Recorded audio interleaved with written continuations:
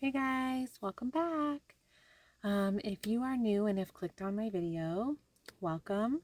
I have about 3 months ago decided to read the Bible and start praying and getting to know God because He pretty much cornered me for a while, and then finally one day I just had this very strong call from God that was like, okay, it's time to bring me into your life, and that started me down this journey. And it's only been about 3 months, and I've already made a lot of changes in my life, positive, good changes, and I'm doing so much better. I used to be up and down all the time with my mood, very anxious, depressed, stressed out all the time, just eating terrible, not taking care of myself, just all kinds of things. And God's really just been transforming my life, transforming my perspective of life, um, and just all kinds of stuff. So He kind of guided me to record this journey. And I think at first I didn't quite understand why, but I think I'm starting to realize now that there is a lot of people that you meet that are like, oh my gosh, Jesus saved my life. I found Jesus. I found God.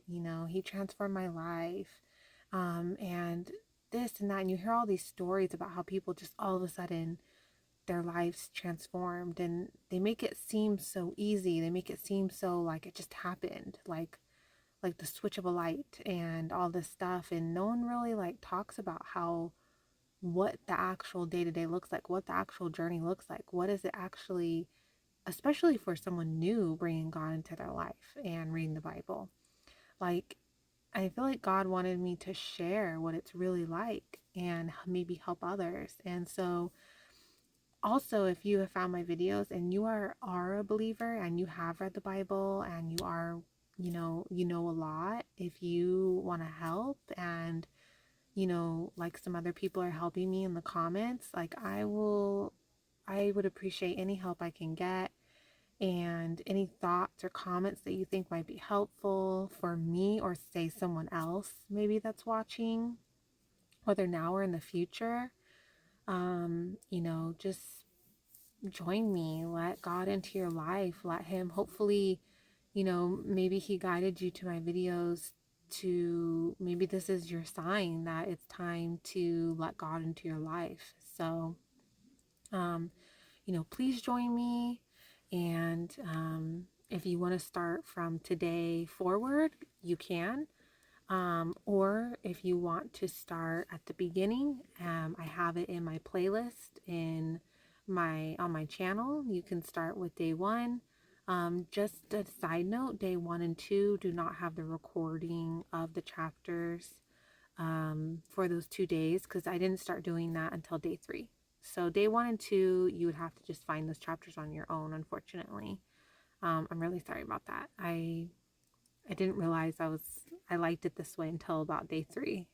So, um, yes. Anyways, welcome. Welcome back to anyone that's been helping me. I really appreciate your guys' help a lot. It's definitely helpful because going to a Bible study or things like that is just kind of difficult for me right now. So, any help I can get is very much appreciated. So, okay, guys, let's get started with today's chapters. Let's see here. All right. Then Jeshurun became fat and rebelled. You became fat, bloated, and gorged. He abandoned the God who made him and scorned the rock of his salvation. They provoked his jealousy with different gods. They enraged him with detestable practices. They sacrificed to demons, not God, to gods they had not known, new gods that had just arrived, which your ancestors did not fear. You ignored the rock who gave you birth. You forgot the God who gave birth to you. When the Lord saw this, he despised them. Angered by his sons and daughters, he said, I will hide my face from them. I will see what will become of them, for they are a perverse generation, unfaithful children. They have provoked my jealousy with what is not a god. They have enraged me with their worthless idols. So I will provoke their jealousy with what is not a people. I will enrage them with a foolish nation. For fire has been kindled because of my anger, and burns to the depths of Sheol. It devours the land and its produce, and scorches the foundations of the mountains. I will pile disasters on them. I will use up my arrows against them. They will be weak from hunger, ravaged by pestilence and bitter plague. I will unleash on them wild beasts with fangs, as well as venomous snakes that slither in the dust. Outside, the sword will take their children, and inside, there will be terror. The young man and the young woman will be killed, the infant and the gray-haired man. I would have said, I will cut them to pieces, and blot out the memory of them from mankind. If I had not feared provocation from the enemy, or feared that these foes might misunderstand and say, our own hand has prevailed. It wasn't the Lord who did all this. Israel is a nation lacking sense with no understanding at all. If only they were wise, they would comprehend this. They would understand their fate. How could one pursue 1,000, or two put 10,000 to flight, unless their rock had sold them, unless the Lord had given them up? But their rock is not like our rock, as even our enemies concede. For their vine is from the vine of Sodom and from the fields of Gomorrah. Their grapes are poisonous, their clusters are bitter. Their wine is serpent's venom, the deadly poison of cobras. Is it not stored up with me, sealed up in my vaults? Vengeance and retribution belong to me. In time their foot will slip, for their day of disaster is near, and their doom is coming quickly. The Lord will indeed vindicate his people and have compassion on his servants when he sees that their strength is gone and no one is left, slave or free. He will say, where are their gods, the rock they found refuge in? Who ate the fat of their sacrifices and drank the wine of their drink offerings? Let them rise up and help you. Let it be a shelter for you. See now that I alone am he. There is no God but me. I bring death and I give life. I wound and I heal. No one can rescue anyone from my power. I raise my hand to heaven and declare, as surely as I live forever, when I sharpen my flashing sword and my hand takes hold of judgment, I will take vengeance on my adversaries and repay those who hate me. I will make my arrows drunk with blood while my sword devours flesh, the blood of the slain and the captives, the heads of the enemy leaders. Rejoice, you nations, concerning his people, for he will avenge the blood of his servants. He will take vengeance on his adversaries. He will purify his land and his people. Moses came with Joshua son of Nun, and recited all the words of this song in the presence of the people. After Moses finished reciting all these words to all Israel, he said to them, take to heart all these words I am giving you as a warning to you today, so that you may command your children to follow all the words of this law carefully. For they are not meaningless words to you, but they are your life, and by them you will live long in the land you are crossing the Jordan to possess. On that same day, the Lord spoke to Moses, go up Mount Nebo in the Abarim range in the land of Moab, across from Jericho, and view the land of Canaan I am giving the Israelites as a possession. Then you will die on the mountain that you go up, and you will be gathered to your people, just as your brother Aaron died on Mount Hor, and was gathered to his people. For both of you broke faith with me among the Israelites at the waters of Meribah Kadesh, in the wilderness of Zin, by failing to treat me as holy in their presence. Although from a distance you will view the land that I am giving the Israelites, you will not go there. This is the blessing that Moses, the man of God, gave the Israelites before his death. He said, the Lord came from Sinai. and appeared to them from Seir. He shone on them from Mount Paran, and came with 10,000 holy ones, with lightning from his right hand for them. Indeed, he loves the people. All your holy ones are in your hand, and they assemble at your feet. Each receives your words. Moses gave us instruction, a possession for the assembly of Jacob. So he became king in Jeshurun, when the leaders of the people gathered with the tribes of Israel. Let Reuben live and not die, though his people become few. He said this about Judah. Lord, hear Judah's cry and bring him to his people. He fights for his cause with his own hands, but may you be a help against his foes. He said about Levi, your Thummim and Urim belong to your faithful one. You tested him at Massah, and contended with him at the waters of Meribah. He said about his father and mother, I do not regard them. He disregarded his brothers and didn't acknowledge his sons, for they kept your word and maintained your covenant. They will teach your ordinances to Jacob and your instruction to Israel. They will set incense before you and whole burnt offerings on your altar. Lord, bless his possessions and accept the work of his hands. Break the back of his adversaries and enemies, so that they cannot rise again.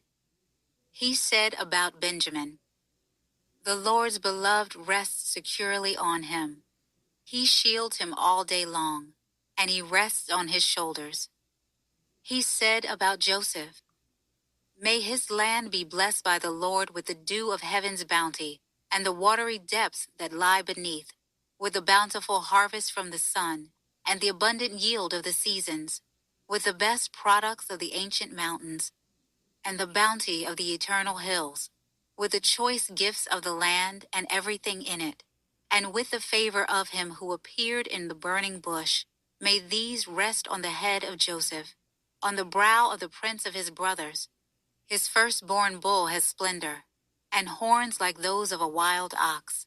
He gores all the peoples with them to the ends of the earth. Such are the 10,000s of Ephraim, and such are the thousands of Manasseh.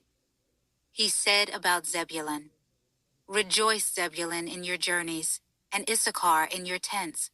They summon the peoples to a mountain. There they offer acceptable sacrifices, for they draw from the wealth of the seas and the hidden treasures of the sand. He said about Gad, the one who enlarges Gad's territory will be blessed. He lies down like a lion and tears off an arm or even a head. He chose the best part for himself, because a ruler's portion was assigned there for him. He came with the leaders of the people. He carried out the Lord's justice and his ordinances for Israel. He said about Dan, Dan is a young lion, leaping out of Bashan. He said about Naphtali, Naphtali enjoying approval, full of the Lord's blessing. Take possession to the west and the south. He said about Asher, may Asher be the most blessed of the sons. May he be the most favored among his brothers and dip his foot in olive oil. May the bolts of your gate be iron and bronze, and your strength last as long as you live. There is none like the God of Jeshurun, who rides the heavens to your aid, the clouds in his majesty. The God of old is your dwelling place, and underneath are the everlasting arms. He drives out the enemy before you and commands destroy. So Israel dwells securely. Jacob lives untroubled in a land of grain and new wine. Even his skies drip with dew. How happy you are, Israel! Who is like you, a people saved by the Lord? He is the shield that protects you, the sword you boast in. Your enemies will cringe before you, and you will tread on their backs. Then Moses went up from the plains of Moab to Mount Nebo, to the top of Pisgah, which faces Jericho, and the Lord showed him all the land, Gilead as far as Dan, all of Naphtali, the land of Ephraim and Manasseh, all the land of Judah as far as the Mediterranean Sea, the Negev, and the plain in the valley of Jericho, the city of palms, as far as Zoar. The Lord then said to him, "This is the land I promised Abraham, Isaac, and Jacob. I will give it to your descendants. I have let you see it with your own eyes, but you will not cross into it." So Moses, the servant of the Lord, died there in the land of Moab, according to the Lord's word. He buried him in the valley in the land of Moab facing Beth Peor, and no one to this day knows where his grave is. Moses was 120 years old when he died. His eyes were not weak, and his vitality had not left him. The Israelites wept for Moses in the plains of Moab 30 days. Then the days of weeping and mourning for Moses came to an end. Joshua son of Nun was filled with the spirit of wisdom because Moses had laid his hands on him.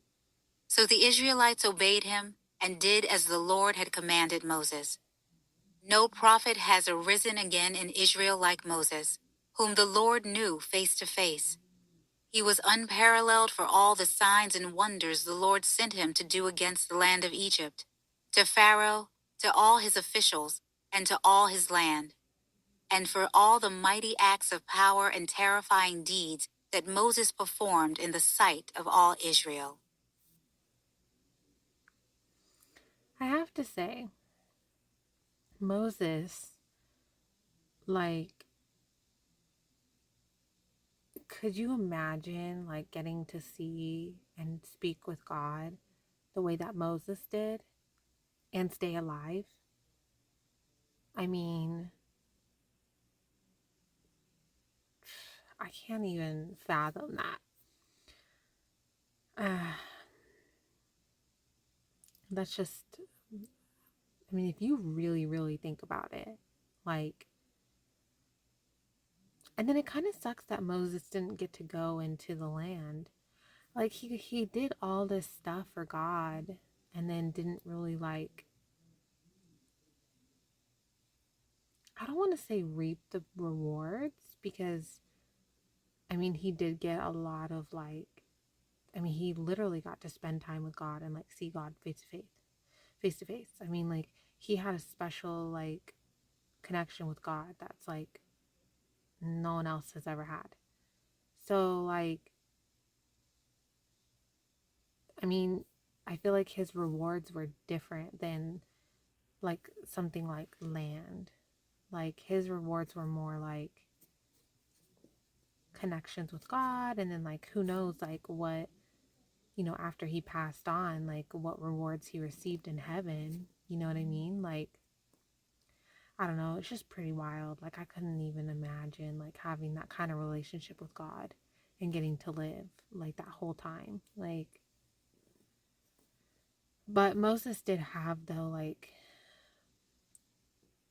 deep faith, and he also, like, did everything that God told him to do, like, so, I don't know. Pretty crazy. But I am so excited to move on, though. We are moving on to the next book, Joshua. After the death of Moses, the Lord's servant, the Lord spoke to Joshua son of Nun, Moses' assistant. "Moses, my servant, is dead. Now you and all the people prepare to cross over the Jordan to the land I am giving the Israelites. I have given you every place where the sole of your foot treads, just as I promised Moses.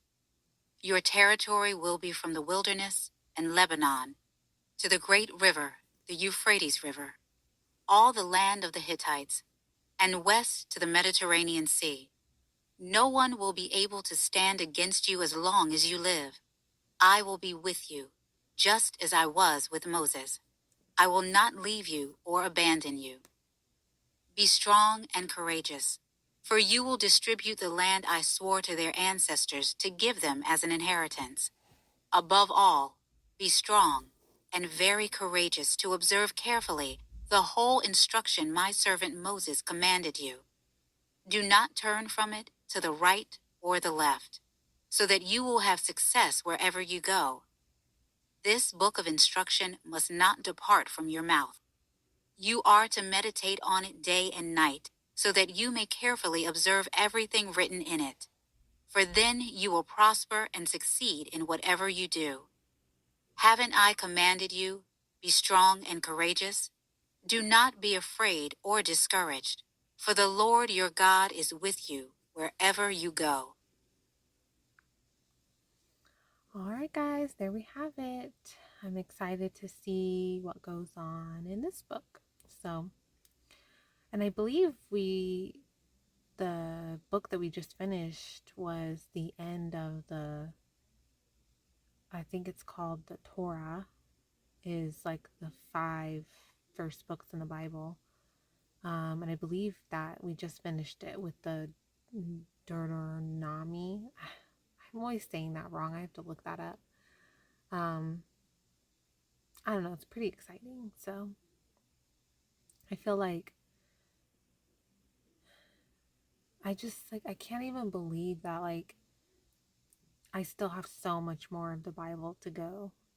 And I'm just really, really like excited and curious to see like what else is to be said and what else is going to go on and what else I'm going to learn and where, when I am done with the Bible, I'm very just excited to see where my life is then, because I've already made so many changes and so much progression in just like about 3 months or so. So um I'm just really excited. um and I hope that if you're new to the Bible like I am and you're following along with me, I just really hope that God is, making changes in your life too. And it's not even just so much Him making changes, it's you listening. It's you listening to where He's guiding you and what changes He's trying to make. Like, He might be like, okay, I'm guiding you to these tools to make changes, but you have to do the work. So don't forget that too. You have to put in work too. You can't just expect God to snap his fingers and everything's okay. Like, it's not how this works. So, okay, guys, I am tired. I will talk to you guys tomorrow. Have a great night.